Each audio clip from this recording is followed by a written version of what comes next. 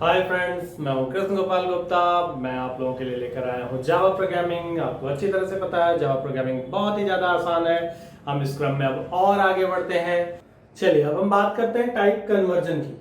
Type conversion क्या होता है, ये होता क्या basically, conversion from one data type to another. जो अभी आपने देखा इसके पहले कि यूजर से वैल्यू हमको स्ट्रिंग फॉर्मेट में मिल रही थी और उस स्ट्रिंग फॉर्मेट को हम उठा करके किस में ले जा रहे थे, जिस अपने जरूरत के अकॉर्डिंग जिसमें हमको कन्वर्ट करना हो रहा था हम उसमें ले जा रहे थे। सपोज दैट अगर वो हम कन्वर्जन नहीं करेंगे तो होगा क्या, पहले तो हम ये भी जान लें। जैसे हमने कन्वर्जन तो हमारे कहने पे आपने कर जरूर दिया, लेकिन उस कन्वर्जन को नहीं करेंगे तो क्या प्रॉब्लम आएगी वो हम देखते हैं। सपोज दैट हमने INT टाइप का एक ए नाम का वेरिएबल लिया है और 33 हमने ले लिया यहाँ पे, मतलब यूजर से जो मिला, यूजर गिवन मिला है हमें, यूजर से स्ट्रिंग फॉर्मेट में ये मिला। स्ट्रिंग फॉर्मेट का मतलब ये 33 इस फॉर्मेट में हो गया, समझ आ रही बात, ये 33 इस फॉर्मेट में हो गया, ठीक है। अब इस 33 पे आप मल्टीप्लाइड बाई 3 करेंगे या मल्टीप्लाइड बाई 2 करेंगे। अगर नॉर्मल 33 मल्टीप्लाइड बाई 2 करते तो कितना आता, 66 आता। लेकिन इसके साथ अगर आप मल्टीप्लाइड बाई 2 करेंगे तो क्या आएगा, 33 और 33 कुछ ऐसा आ जाएगा, या फिर ऐसा भी ना आए, कुछ और आए। दैट मीन्स ये आपको एग्जैक्ट आउटपुट नहीं देने वाला, क्योंकि ये स्ट्रिंग फॉर्मेट में है और स्ट्रिंग फॉर्मेट में कोई ऑपरेशन परफॉर्म आप नहीं कर सकते। वो एज इट इज जैसा है वैसा ही आप उसको यूज कर सकते हैं, लिख सकते हैं, दिखा सकते हैं, शो करा सकते हैं, नथिंग एल्स। तो आपने इसको इंटीजर में कन्वर्ट नहीं किया, इसलिए ये 33 क्या हो गया, मतलब अगर ये स्ट्रिंग फॉर्मेट में होता तो ऐसे ही वर्क करता। अंडरस्टैंड। तो इस वजह से हमको अपने प्रोग्राम में यूजर गिवन वैल्यूज को उसको अपने अकॉर्डिंग INT में या फ्लोट में या डबल में कन्वर्ट करना पड़ता है। ये क्लियर हुआ। तो हम आगे बढ़ते हैं, कन्वर्जन कैसे हम करते हैं वही चीज मैं आपको यहाँ पे बता रहा हूं। Conversion from one data type to another, एक डेटा टाइप से किसी दूसरे डेटा टाइप में किसी वैल्यूज को कन्वर्ट करना, that is called type conversion, और उसी को हम टाइप कास्टिंग भी बोलते हैं। Understand. Conversion from one data type to another, for example INT to float, float to INT, या फिर कोई भी एक डेटा टाइप से दूसरे डेटा टाइप में जो कन्वर्जन हो रहा है that is called type casting या टाइप कन्वर्जन। कैसे हो रहा है वो हम देखते हैं। अब ये जो टाइप कन्वर्जन ये दो टाइप का होता है। ये टाइप कन्वर्जन दो टाइप्स का होता है। एक होता है implicit type conversion,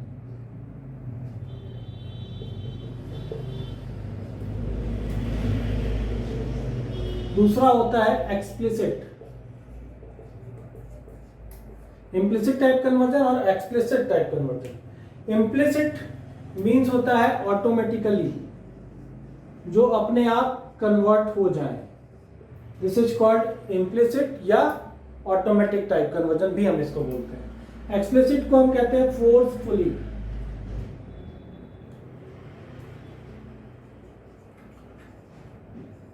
forcefully type conversion, forcefully conversion अगर हम कर रहे हैं तो this is called explicit type conversion. That means अपने आप को चेंज नहीं हो रहा है लेकिन हम खुद उसको फोर्सफुली करवा रहे हैं।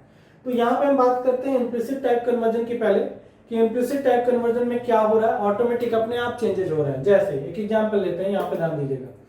INT A इक्वल टू हमने 10 लिया, यहाँ पे हमने कर लिया float B equal to A कर दिया, और SOPLN अगर हम यहाँ पे B करेंगे तो आउटपुट क्या आएगा, आपको लगता होगा आउटपुट क्या आना चाहिए, आउटपुट 10 आना चाहिए, ये आपको लगता होगा, लेकिन रियल में ऐसा बिल्कुल भी नहीं है। A की वैल्यू 10 जरूर थी, हमने यहाँ पे A की वैल्यू B में कॉपी ही तो की है, मतलब 10 आनी चाहिए वैल्यू, लेकिन ये जो B का जो डेटा टाइप है वो फ्लोट है, तो ये वैल्यू जो है A की वैल्यू B में तो कॉपी हो जाएगी, दैट मींस वैल्यू B में 10 ही आएगी, लेकिन जब हम आउटपुट उसका SOPLN B निकालेंगे तो हमको यहाँ पे वैल्यू क्या मिलेगी, 10.0 मिलेगी, ना कि 10 मिलेगी, क्योंकि ये फ्लोट वैल्यू है।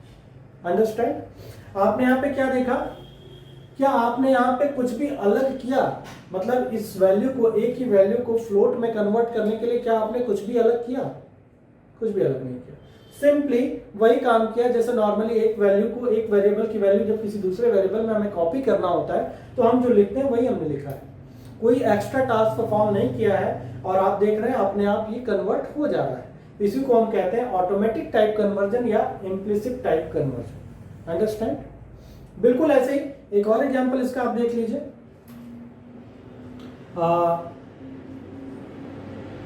फ्लोट c इक्वल टू 35.6 आपने ले लिया, फिर int b इक्वल टू आपने c कर लिया, SOPLN आपने कर दिया, b को प्रिंट करा दिया।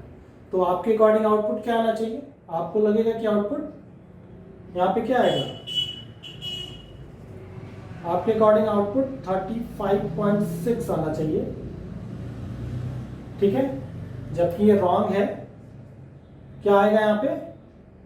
35 आएगा। क्यों? क्योंकि आपको पता है इंटीजर क्या करता है, फ्लोट वाली वैल्यू इंटीजर में कॉपी हो चुकी है और बी किस टाइप का है? इंटीजर टाइप का है। और इंटीजर क्या करता है? इंटीजर डेसिमल के बाद वाली वैल्यूज को इग्नोर कर देता है, दैट मींस उसके बाद वाली वैल्यू को स्टोर नहीं करता है। तो वही चीज यहाँ पे आएगा आउटपुट में आपका 35। अंडरस्टैंड? ये भी आपका इम्प्लिसिट टाइप कन्वर्जन ही है। अब हम बात करते हैं एक्सप्लिसिट टाइप कन्वर्जन की। एक्सप्लिसिट टाइप कन्वर्जन में आपको बताया गया कि फोर्सफुली जो कन्वर्जन होता है that is called explicit type conversion. जैसे अगर हम बात करते हैं, एक हमारे पास int वैल्यू है, int a, और एक हमारे पास लॉन्ग है, लॉन्ग b इक्वल टू, अब ये वैल्यू int में तो स्टोर हो नहीं सकती, ठीक है, ये वैल्यू int में स्टोर नहीं हो सकती क्योंकि लॉन्ग की कैपेसिटी ज्यादा होती है, लॉन्ग की साइज बड़ी है, लॉन्ग 8 बाइट लेता है, int 4 बाइट लेता है, 4 बाइट लेता है। अब हमने क्या किया, यहाँ पे a इक्वल टू हमने कर दिया b, तो क्या ये पॉसिबल है? बिल्कुल भी नहीं, ये वैल्यू इसमें नहीं आ सकती क्योंकि इसकी कैपेसिटी इतनी नहीं है, ठीक है, इसका घर ही छोटा है, इस a का घर ही छोटा है। तो हमको क्या करना होगा, या तो हम इसकी साइज छोटी करें, ठीक, या तो हम इसकी साइज छोटी करें या तो इसकी साइज बड़ी करें। तो यहाँ पे हम क्या करते हैं, इसी को हम कहते हैं forcefully type conversion. That means इसको डायरेक्टली यहाँ पे नहीं आएगी वैल्यू, यहाँ पे एरर देगा, इसको हम कन्वर्ट करने के लिए यहाँ क्या लिखेंगे, हमको कन्वर्जन करना पड़ेगा कुछ इस तरीके से। दैट मींस ये लेफ्ट साइड में जो वेरिएबल हमारे पास है इसका जो भी डेटा टाइप होता है वही डेटा टाइप हम राइट साइड में ब्रैकेट के अंदर लिख देते हैं। अंडरस्टैंड? इस तरीके से क्या होता है, ये कन्वर्जन हो जाता है और b की वैल्यू ऑटोमेटिकली a में, automatically in the sense easily a में स्टोर हो जाती है। तो ये था आपका एक्सप्लिसिट टाइप कन्वर्जन, जिसमें छोटे से बड़े में हो रहा है, ठीक है, किसी भी बड़ी वाली वैल्यू को हमने छोटे में डालने की कोशिश की, वहां पे नहीं आएगा। अब चूंकि यहाँ पे इजीली हो जा रहा था, ऑटोमेटिक हो रहा था, क्योंकि दोनों का ये क्या था, 4 बाइट का ये भी है, 4 बाइट का ये भी है, दोनों सेम है, इसलिए बहुत आसानी से हो जा रहा था। लेकिन यहाँ पे क्या था, ये 4 बाइट, ये 8 बाइट, ठीक है। आप वही अगर लॉन्ग वाली वैल्यू int वाली वैल्यू लॉन्ग में स्टोर करते तो वो आराम से हो जाता, लेकिन बड़ी वैल्यू है उसको आप छोटे में डालेंगे तो नहीं हो पाएगा, ठीक है, ये नहीं आएगा इसमें आराम से, ठीक है। तो यहाँ पे आपने देख लिया एक्सप्लिसिट टाइप कन्वर्जन जो फोर्सफुली कन्वर्जन इसको हम कहते हैं, और implicit type conversion automatic type conversion होता है। Understand? Thank you. Hi friends, स्वागत है आपका इस प्रैक्टिकल सेशन में, जावा ब्लू जावा के प्रैक्टिकल सेशन में। अभी तक इसके पहले हमने लास्ट जो प्रोग्राम देखा था प्रैक्टिकल सेशन में, उसमें था हमारा एडिशन, सब्ट्रैक्शन, मल्टीप्लिकेशन और डिवीजन हमने फॉलो किया था, और उसके बाद एरिया वाला प्रोग्राम भी हमने कर लिया था। लेकिन वहां पर हमने यूजर गिवन प्रोग्राम नहीं करे थे। तो user given that means scanner और बफर रीडर के थ्रू हमने कोई भी प्रोग्राम नहीं करा था। तो अभी फिलहाल आज हम स्कैनर के थ्रू प्रोग्राम आज हम करेंगे। तो सबसे पहले हम एक एडिशन का प्रोग्राम करते हैं।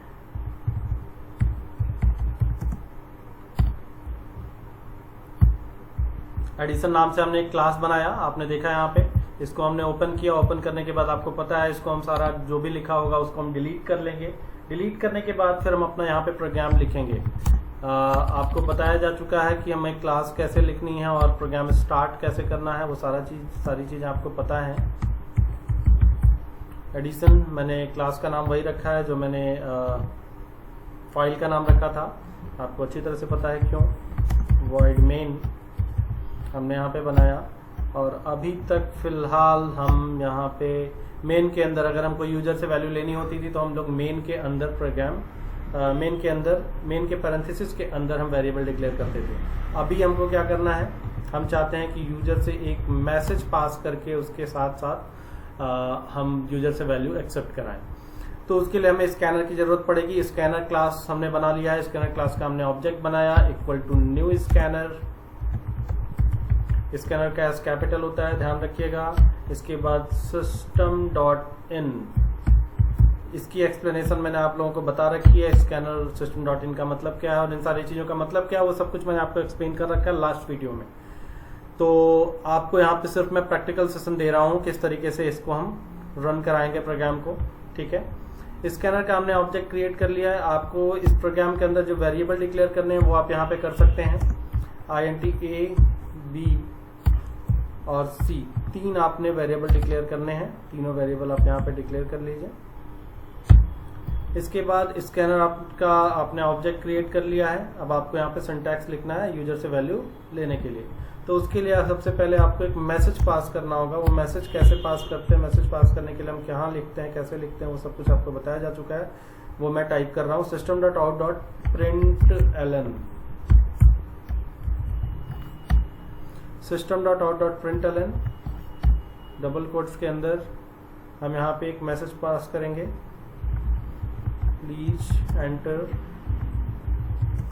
2 values फॉर एडिशन। ये मैसेज कुछ भी हो सकता है, आपके अपने अकॉर्डिंग जैसा आप देना चाहते हैं वैसा मैसेज पास करिए, जो यूजर के समझ में आ सके ऐसा मैसेज आपको पास करना है।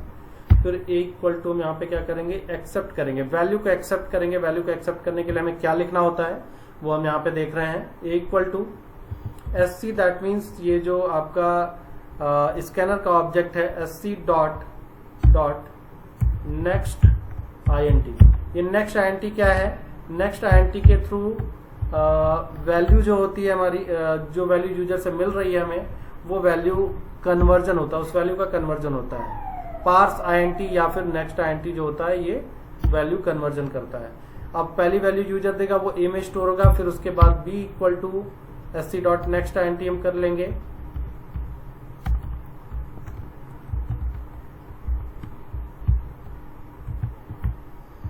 दोनों में वैल्यू आ चुकी है। इसके बाद हम ऑपरेशन परफॉर्म करेंगे, c equal to a plus B, close करेंगे। फिर system dot out dot println हम यूज करेंगे और प्रिंटलन करके हम यहाँ पे c को प्रिंट करा देंगे। सिर्फ सिंपली अगर आप c को प्रिंट कराते हैं तो आपको पता है आउटपुट में क्या आएगा, सिर्फ और सिर्फ c की वैल्यू आएगी। लेकिन यहाँ पे अगर हम स्कैनर से प्रोग्राम आज कर रहे हैं तो सिर्फ इसलिए कर रहे हैं ताकि यूजर को हम अपने प्रोग्राम को हम यूजर फ्रेंडली बना सकें, यूजर को एक प्रॉपर मैसेज के साथ हम सारा काम करा सकें। तो इसलिए हम यहाँ पे C के साथ साथ में एक मैसेज भी देंगे, रिजल्ट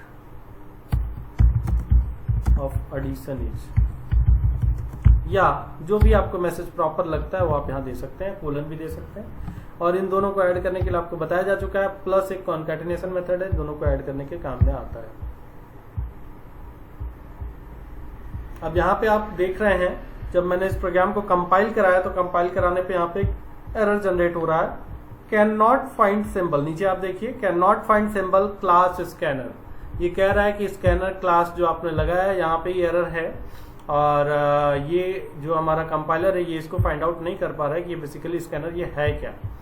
क्योंकि आपको मैंने बता रखा था स्कैनर क्लास जो होता है वो inherited from the import Java dot यूटिल, यूटिल से इनहेरिटेड होता है। तो आपको यहाँ पे यूज करना बहुत ज्यादा जरूरी है। दैट मीन्स आपको अपने प्रोग्राम में इंपोर्ट करना पड़ेगा इन पैकेजेस को, import java dot util dot asterisk, ये आपने कर लिया। इसी से इनहेरिटेड ये स्कैनर क्लास है इसलिए उसको उसकी डेफिनेशन नहीं मिल रही थी। अब आप कंपाइल कराएंगे तो यहाँ पे कंपाइलेशन बहुत इजीली हो जाएगा। आप देख सकते हैं नीचे लिख के आ रहा है class compiled no syntax error.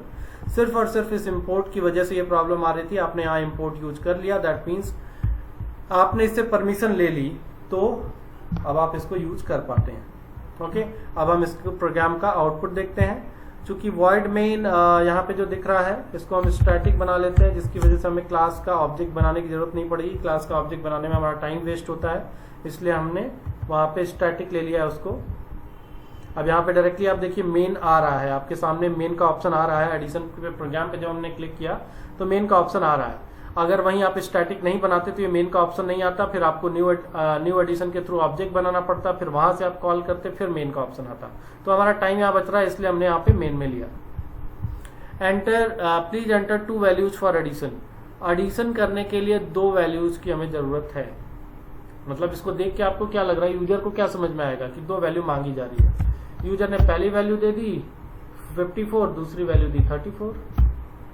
Result of addition is, addition की स्पेलिंग मिस्टेक है, जो भी है आप सही कर लीजिएगा उसको। Result of addition is 88। Understand? Clear हुआ? ये था आपका एडिशन का program by using scanner class. Understand? कोई कंफ्यूजन? ठीक है, अब हम आगे बढ़ते हैं। अब हम एक एरिया का प्रोग्राम भी कर लेते हैं इसी के थ्रू। अब जैसे यहां पे हमने आपको एक एडिशन का प्रोग्राम बता दिया, आपको करना क्या है, इस एडिशन का प्रोग्राम तो मैंने आपको बता दिया है। सब्ट्रैक्शन, मल्टीप्लिकेशन, डिवीजन और मॉड, ये 4 प्रोग्राम आपको अपनी कॉपी पे लिख करके, इस पे आप प्रैक्टिकल कर लेंगे। अपनी कॉपी पे लिख करके मुझे व्हाट्सएप कर दीजिएगा, मैं चेक कर लूंगा आप सबके प्रोग्राम्स। ठीक है, अपनी कॉपी पे लिख करके उसकी फोटो खींच के आप मुझे व्हाट्सएप करेंगे। ओके, और इसके बाद हम बात करते हैं अब एरिया वाले प्रोग्राम की। One thing more is that कि इसमें ये जो एडिशन का प्रोग्राम मैंने आपको बताया है, इस एडिशन के program addition, subtraction, multiplication, division और मॉड, ये 5 मॉड वाले भी प्रोग्राम आपको करने हैं। आपको करना क्या है, आपका मैं होमवर्क यहाँ पे लिख दे रहा हूं।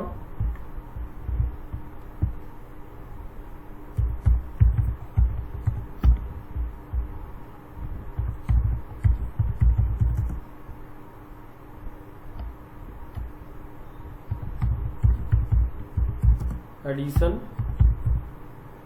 सब्ट्रैक्शन,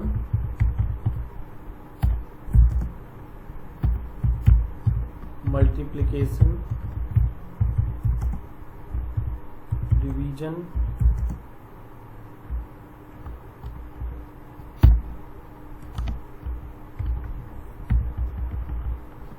और मॉड, ये 5 प्रोग्राम आपको करने हैं। Okay, understand? और इसके बाद इन 5 को मर्ज करके कैलकुलेटर का भी एक प्रोग्राम बनाना है। कैलकुलेटर प्रोग्राम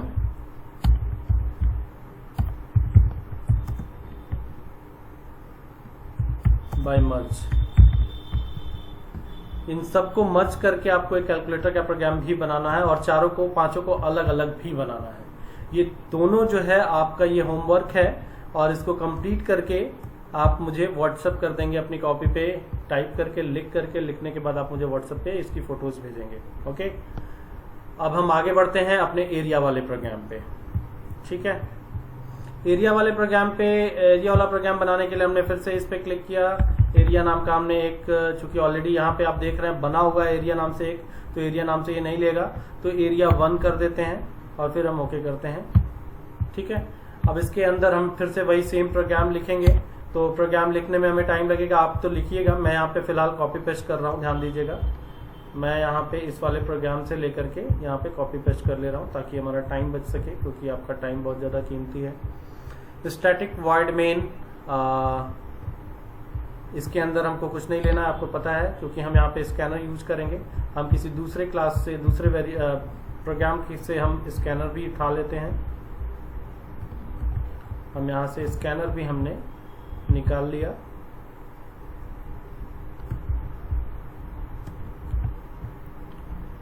ठीक है, अब आप देखिए यहाँ पे हमने क्लास बनाया, मेन बनाया, मेन के बाद हमने स्कैनर की क्लास बनाई और यहाँ पे हमको एक मैसेज पास करना है। ये किस चीज का प्रोग्राम है, सबसे पहले तो हमको ये डिसाइड करना होगा। हम जो प्रोग्राम बना रहे हैं एरिया का, सपोज दैट हम एरिया ऑफ सर्कल का प्रोग्राम बना रहे हैं, तो एरिया ऑफ सर्कल का प्रोग्राम बनाने के लिए हमें मैसेज क्या पास करना होगा यहाँ पे, please enter radius of circle. ठीक है, रेडियस ऑफ सर्कल, सर्कल का रेडियस हमको पास करना होगा। तो यहाँ पे हमने वेरिएबल डिक्लेयर नहीं किया है, तो वेरिएबल हम डिक्लेयर कर लेते हैं यहाँ पे पहले। int r नाम से, रेडियस नाम से हमने एक वेरिएबल डिक्लेयर किया और इस r को ही हम यहाँ पे वैल्यू यूजर से ले लेते हैं, r की वैल्यू। ठीक है, r की वैल्यू हमने यूजर से ले ली। अब यहाँ पे हमने डबल इक्वल टू रिजल्ट नाम से एक दूसरा वेरिएबल बनाया है जिसमें हम रिजल्ट स्टोर करेंगे। उसके बाद 3.14 मल्टीप्लाइड बाई आर। ठीक है, फिर system.out.println हमने एक मैसेज भी पास किया है और मैसेज पास करने के साथ साथ यहाँ पे हमने रिजल्ट नाम का वेरिएबल को प्रिंट भी करा दिया है। यहाँ पे आप इस int को फ्लोट ले सकते हैं, थोड़ा और ज़्यादा अच्छा होगा आपके लिए। यहाँ पे फिर से देखिए स्कैनर के क्लास के पास एरर दे रहा है।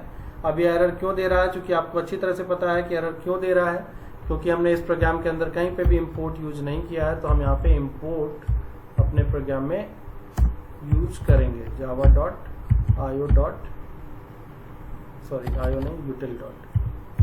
util.string। ये हम अपने प्रोग्राम के अंदर यूज कर लेंगे। अब ये स्कैनर पे कोई भी एरर नहीं देगा और यहाँ पे प्रोग्राम ये रन कर जाएगा। ये क्या कह रहा है, अ क्लास और package with this name already exist. इसका कहना ये है कि इस नेम से ऑलरेडी एग्जिस्ट कर रहा है। एरिया नाम से हमने क्लास बनाया ना, देखिए, जबकि ऑलरेडी हमने बताया था आपको, देखिए एरिया नाम से ऑलरेडी बना हुआ है यहाँ पे एक पहले से। तो हम एरिया 1 ले लेते हैं जिससे हमें कंफ्यूजन ना हो और इसको भी कंफ्यूजन ना हो। अब यहीं पे देखिए हमने फिर से कंपाइल कराया और ये प्रोग्राम आपका class compiled, no syntax error नीचे देखिए आ रहा है, नो सिंटैक्स एरर शो कर दिया। अब हम क्या करेंगे, इसका आउटपुट चेक करेंगे। यही था प्रोग्राम हमारा एरिया 1। मेन पे हम आए और ये इसके पहले एडिशन तक का ये जो दिख रहा है आपको ऊपर वाला पार्ट, ये पुराने वाले प्रोग्राम का आउटपुट है। आप यहाँ से आकर के क्लियर भी कर सकते हैं, ठीक है। फिलहाल हमारे अभी प्रोग्राम का जो आउटपुट है वो ये है, प्लीज एंटर होना चाहिए था, यहाँ पे मिस्टेक हो गई है, please enter radius of circle. तो सर्कल का रेडियस हमको यहाँ पे एंटर करना है, मैंने 6 दिया रेडियस सर्कल का।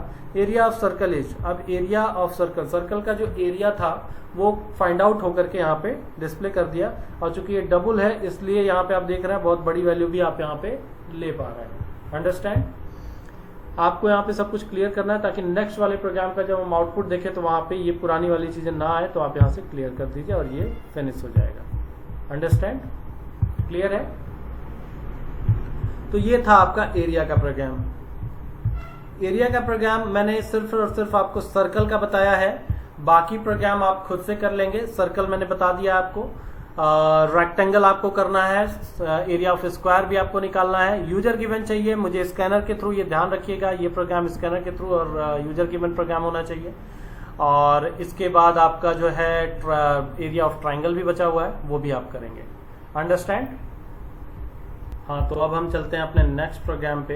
Next program in the sense कि हमने अभी एडिशन, सब्ट्रैक्शन, मल्टीप्लिकेशन, डिवीजन देख लिया है और एरिया वाला प्रोग्राम में भी हमने एक देखा है और बाकी 4 मैंने आपको होमवर्क में दिया है, बाकी 3 कि आप खुद से कर लेंगे। खुद से करके आप मुझे व्हाट्सअप कर देंगे अपनी कॉपी पे किया हुआ प्रोग्राम भेज करके। और नेक्स्ट मैं आपको एक चीज़ और ध्यान से देखिए, मैं अगर आपको प्रोग्राम यहाँ पे करके दिखा रहा हूँ तो करके दिखाने का सिर्फ और सिर्फ रीजन ये है ताकि आप खुद भी करें और आपको ये समझ में आ सके कि कौन कौन सी जगहों पे एरर्स आ रहे हैं और क्यों आ रहे हैं, उन एरर्स का मतलब क्या है। एरर्स को पढ़ करके समझने की कोशिश करिए कि उनके एरर्स का मतलब क्या है और क्यों आ रहे हैं, जिससे क्या होगा कि आप खुद ही सेल्फ डिपेंडेंट बन पाएंगे, आपको किसी दूसरे की जरूरत नहीं पड़ेगी। आप जब एक बार दो बार जब एरर्स को पढ़ेंगे तो आपको खुद से समझ में आने लगेगा कि इस वाले एरर का मतलब क्या है। तो फिलहाल ऐसे ही मैं आपको अभी एरिया वाले प्रोग्राम में एरिया का मर्ज वाला प्रोग्राम मैं आपको करके दिखाने जा रहा हूँ। उस प्रोग्राम, ये थोड़ा सा बड़ा प्रोग्राम होगा, दैट मीन्स कि इसमें 4 ऑपरेशंस परफॉर्म होंगे। तो वो किस तरीके से करना है मैं आपको बताता हूँ, उसमें क्या क्या चीजें लिखनी होंगी। हालांकि ये प्रोग्राम आप खुद से कर सकते हैं, लेकिन फिर भी मैं आपको एक बार बता रहा हूँ ताकि आपको थोड़ा सा, जिससे कॉन्फिडेंस लेवल थोड़ा आपका और अच्छा हो जाए। एरिया मर्ज मैं इसका नाम रख दे रहा हूँ, ठीक है, जिससे हमको ये कंफर्म भी होगा कि ये कौन सा प्रोग्राम है। मैं इस क्लास का नाम ही एरिया मर्ज हमने रख दिया। अब इसको हम कर देते हैं डिलीट और यहाँ पे हम सबसे पहले इंपोर्ट लेंगे। ध्यान से देखिएगा, मैं सारा पूरा प्रोग्राम यहाँ पे लिख रहा हूँ। इंपोर्ट java.io.string util.string हमने यहाँ पे लिया।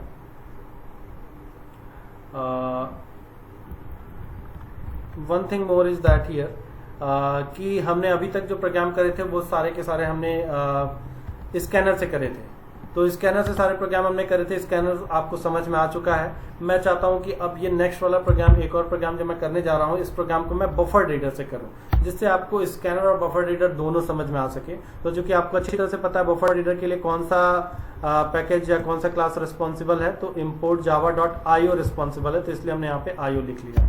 बाकी सारी चीजें सेम रहेंगी, बस इसमें चेंज होता है और वहां पे स्कैनर की जगह पे हम बफर रीडर यूज करते हैं। ठीक है। तो हमने यहाँ पे क्लास बनाया, क्लास हमने एरिया मर्ज नाम से बनाया है, आपको पता ही है ऑलरेडी। एरिया मर्ज नाम से हमने क्लास बनाया और यहाँ पे हम स्टार्ट कर रहे हैं इसको, वॉइड मेन लेते हैं हम। इसको मैंने स्टैटिक बना लिया, वो भी किस लिए बनाया ये भी आपको पता है, स्टैटिक हमने बना लिया। अब यहाँ पे मेन के अंदर ही हमें क्या करना होगा, हमें अपने सारे वेरिएबल्स डिक्लेयर करने होंगे, जिन जिन चीज़ों की हमें जिन जिन वेरिएबल्स की ज़रूरत है। ध्यान से देखिएगा, मैं सारे वेरिएबल्स यहाँ पे ले रहा हूँ। int मैं यहाँ पे सारे सबको फ्लोट ले लेता हूँ, जिससे हमें कन्फ्यूजन ना हो। फ्लोट मतलब आगे चल के हमें दिक्कत ना हो। तो फ्लोट l एंड b ले लिया हमने लेंथ एंड विड्थ के लिए, ठीक है, रेक्टेंगल के लेंथ एंड विड्थ के लिए एल बी ले लिया। और इसके बाद सर्कल के रेडियस के लिए हमने आर ले लिया, और इसके बाद फिर स्क्वायर के साइड के लिए हमने एस ले लिया।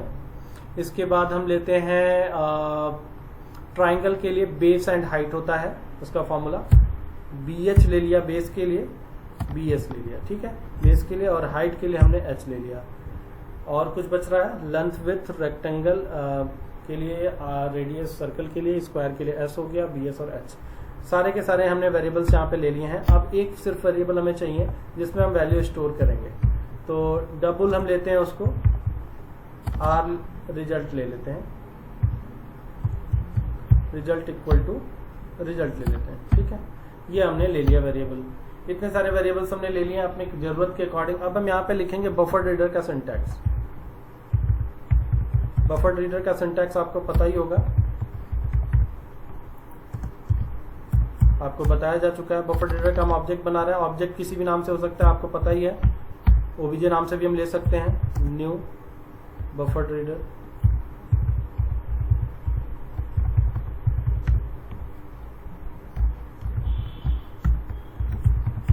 सिस्टम डॉट इन, सॉरी सिस्टम डॉट इन यहाँ नहीं होगा, यहाँ होगा अभी input stream reader, input stream reader. इसका हम input stream, new input stream reader, sorry new input stream reader. और इसके बाद हम इसको यहाँ पे ब्रैकेट में लेंगे, सिस्टम डॉट इन।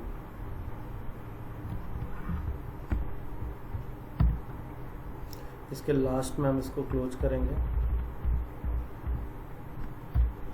और यहाँ पे हम इसको टर्मिनेट करेंगे। ये हमारा सिंटैक्स हो गया बफर रीडर का। मैं पूरा इसको बड़ा कर रहा हूँ ताकि आपको क्लियर दिखाई दे सके कि मैंने क्या लिखा हुआ। Buffer reader B R equal to new buffer reader, bracket के अंदर new input stream reader system dot in हमने लिखा है यहाँ पे। अब इसके बाद नीचे हम क्या लिखेंगे, ये बिल्कुल वैसे ही है जैसे स्कैनर का आपने सिंटैक्स लिखा था, वही सेम स्कैनर के सिंटैक्स की तरह ही बफर रीडर का सिंटैक्स है यहाँ पे। बाकी सारी चीजें बिल्कुल सेम होंगी जो आप अभी तक करते आ रहे हैं। तो सबसे पहले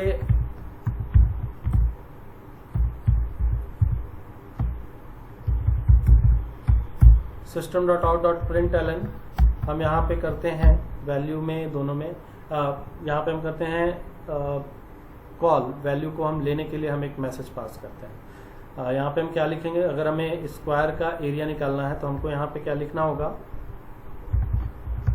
peach enter side of square, please enter side of square. ये आपने लिखा, यूजर इसको देख करके क्या समझ में आएगा उसको कि उसको साइड एंटर करना है। तो अब यहाँ पे वैल्यू एक्सेप्ट करने के लिए हमने क्या ले रखा है, स्क्वायर का साइड के लिए हमने एस ले रखा है। तो यहाँ हम लिखेंगे एस इक्वल टू साइड के लिए यहाँ पे क्या होगा, integer dot parse INT br dot read line, br dot READLINE। ध्यान से देखिएगा कौन कौन सी चीजें कैपिटल और स्मॉल हैं। S equal to integer dot parse INT, आपको बताया जा चुका है इंटीजर डॉट पार्स INT के थ्रू क्या हो रहा है, ये वैल्यू जो हमको मिल रही है वो वैल्यू को हम इसमें कन्वर्ट कर रहे हैं और कन्वर्ट करके एस में पुट कर रहे हैं। अब हम यहाँ पे क्या करेंगे, result equal to S multiplied by S करेंगे। अब हमें क्या मिलेगा, हमें यहाँ पे आउटपुट मिलेगा, आउटपुट में भी हम मैसेज के साथ आउटपुट पास करेंगे। मैसेज के साथ हम यहाँ पे एक आउटपुट देंगे, एरिया ऑफ स्क्वायर इज। हमने यहाँ पे एक प्रॉपर मैसेज पास किया और उसके बाद फिर हम यहाँ पे लेंगे रिजल्ट। ठीक है, ये हमारा एक हुआ, सिर्फ और सिर्फ एक। ठीक है, अभी सिर्फ एक हुआ है। मैं इसको पहले करके देख लेता हूँ, फिर हम आगे बढ़ते हैं, जिससे आपको ये समझ में आ सके कि क्या इसमें कहीं कोई प्रॉब्लम तो नहीं। क्लास का सी कैपिटल है, यहाँ पे देखिए हमने लिख लिया था गलती से, तो इसलिए एरर दे रहा था। यहाँ पे आप देख सकते हैं अनरिपोर्टेड एक्सेप्शन जावा IO। हाँ, one thing more is that कि जब भी हम यहाँ पे ये लेते हैं, बफर्ड रीडर लेते हैं, तो एक और चीज हमें यहाँ पे एक्सेप्शन जनरेट होता है, उस एक्सेप्शन को हमें कैच कराना होता है। वॉइड मेन के जस्ट आगे हम यहाँ पे लिखेंगे IO exception.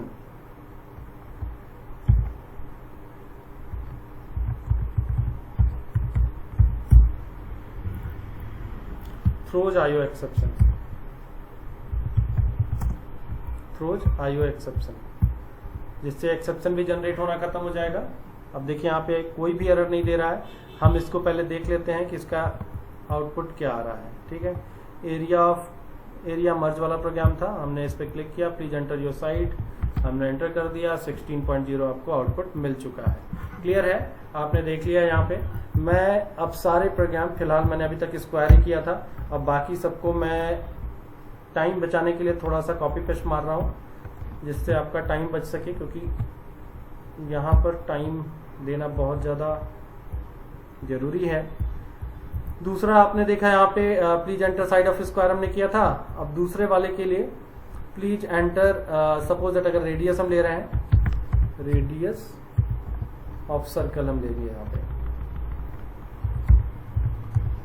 Circle, radius of circle S equal to integer dot parse V R dot read line result equal to, अब यहाँ पे एस नहीं, यहाँ पे क्या होगा, आर हम लेंगे। रुक जाइए, मैं यहाँ पे जरा एक स्पेस ले लेता हूँ, जिससे आप कंफ्यूजन आपका ना हो कोई भी, और मैं यहाँ पे सेपरेट कर दे रहा हूँ इसको, ताकि आपको, जिससे आपको ये समझ में आ सकेगा कि कौन सा वाला प्रोग्राम का आउटपुट, प्रोग्राम कहाँ लिखा हुआ है।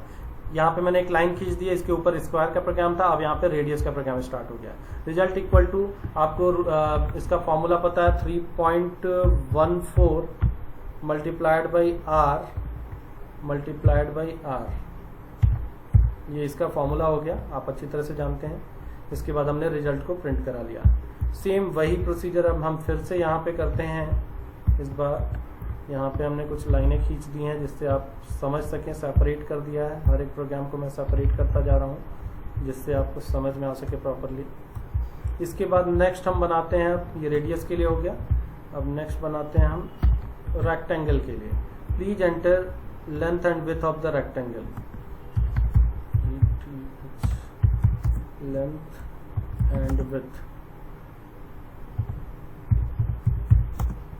Of rectangle. ये आपने देख लिया, यहाँ पे हमने एक मैसेज पास किया है। जो वैल्यू हमको मिली please enter length and width में, तो एक वैल्यू हमने एल में पास कर ली। फिर यहाँ पे हम विड्थ के लिए, बी के लिए भी सेम हम फॉर्मूला, यही सेम चीज लिख देंगे। बी हमने लिखा यहाँ पे, ठीक है। और इसके बाद फिर लेंथ और विड्थ का आपको पता ही है, रिजल्ट इक्वल टू हम क्या करेंगे, एल मल्टीप्लाइड बाई बी कर लेंगे, एल मल्टीप्लाइड बाई बी, ठीक है। Area of rectangle is result. ये तीसरा वाला भी प्रोग्राम कंप्लीट हुआ आपका रेक्टेंगल का। इसके बाद एक और हम चौथा प्रोग्राम कर रहे हैं, ध्यान से देखिएगा। फिर से मैंने सेपरेशन लगाया और यहाँ पे हम इस प्रोग्राम को फिर से लिखते हैं। लेंथ एंड विड्थ की जगह पे इस बार हमें क्या देना होगा, ट्राइंगल का है ये, तो हमको यहाँ लिखना होगा please enter base and height of triangle.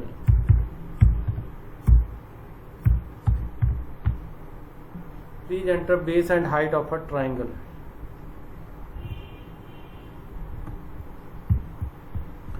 अब ये जो हाइट और बेस दिख रहा है आपको, इसको हम यहाँ पे क्या करेंगे, यूजर से हम वैल्यू लेंगे बेस और हाइट में।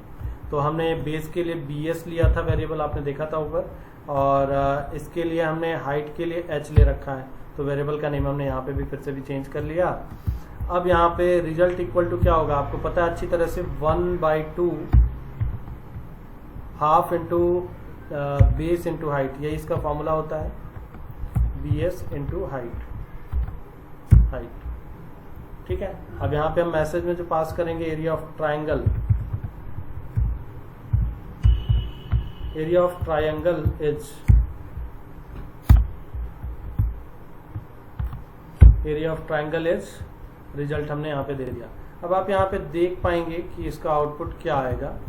एक और चीज यहाँ पे देखिएगा, यहाँ पे हमने रिजल्ट इक्वल टू 1/2 लिया है। ये एक फ्रैक्शन वैल्यू है, मैं इसके पहले भी शायद आपको बता चुका हूँ, लेकिन फिर भी मैं यहाँ पे फिर से एक बार बता दे रहा हूँ। फ्रैक्शन वैल्यू कभी भी हम स्टार्ट में नहीं लेते हैं। अगर आप इसको स्टार्ट में लेते हैं तो आपका आउटपुट सही नहीं आएगा, इसलिए हम इसको या तो हम इसको डेसिमल में कन्वर्ट कर लें, या फिर हम इसको उठा करके इसको कहीं लास्ट में या मिड में कहीं उठा करके आप डाल दें, जिससे आपको एरर, या फिर एरर तो तभी नहीं आएगा लेकिन आउटपुट आपका सही मिलेगा। अब हम इस प्रोग्राम को कंपाइल कराते हैं। पूरा प्रोग्राम मैंने लिख लिया, आप देख सकते हैं ऊपर से नीचे तक पूरा प्रोग्राम मैंने लिख लिया है। अब हम इस प्रोग्राम को रन कराते हैं, और रन करा करके कंपाइल करा करके रन कराते हैं, फिर हम उसका आउटपुट चेक करते हैं क्या आता है। अब हम यहाँ पे जाकर के इसको रन करा रहे हैं। Please enter side of A square, सबसे पहले इसने मांगा 23 हमने दे दिया। साइड ऑफ स्क्वायर इसने दिया 529, अंडरस्टैंड, मतलब साइड को मल्टीप्लाई करके इसने दे दिया। Please enter radius of circle भी ये मांग रहा है, तो मैंने 4 दिया है। 4 के अकॉर्डिंग इसने आउटपुट दे दिया 50.24। ठीक है। उसके बाद फिर please enter length and width of the rectangle, rectangle का लेंथ और विड्थ मांग रहा है, 5 और 6 हमने दे दिया। यहाँ पे इसने मल्टीप्लाई करके उसका भी आउटपुट दे दिया। Please enter base and height of a triangle, हमने दे दिया 6 और 3। यहाँ पे आउटपुट आ गया एरिया ऑफ ट्राइंगल इज 9। आप इसको मल्टीप्लाई करेंगे तो आपको समझ में आएगा। ये था आपका पूरा एरिया का मर्ज वाला program by using buffered reader. ध्यान रखिएगा, मैंने आपको ये दोनों चीजें यहाँ पे एक्सप्लेन कर दी हैं। बफर्ड रीडर क्लास और स्कैनर क्लास, दोनों क्लास आज के सेशन में मैंने कंप्लीट कर दिया, और दोनों के थ्रू आप प्रोग्राम को कैसे बनाएंगे ये भी मैंने आपको बता दिया है। तो सेम प्रोग्राम आप स्कैनर के थ्रू और बफर्ड रीडर के थ्रू भी बना सकते हैं, और ये कंप्लीट कर लेंगे आप। कंप्लीट करके उसके बाद फिर हम आगे बढ़ेंगे नेक्स्ट सेशन में। तो आज के लिए फिलहाल इतना ही। Thank you.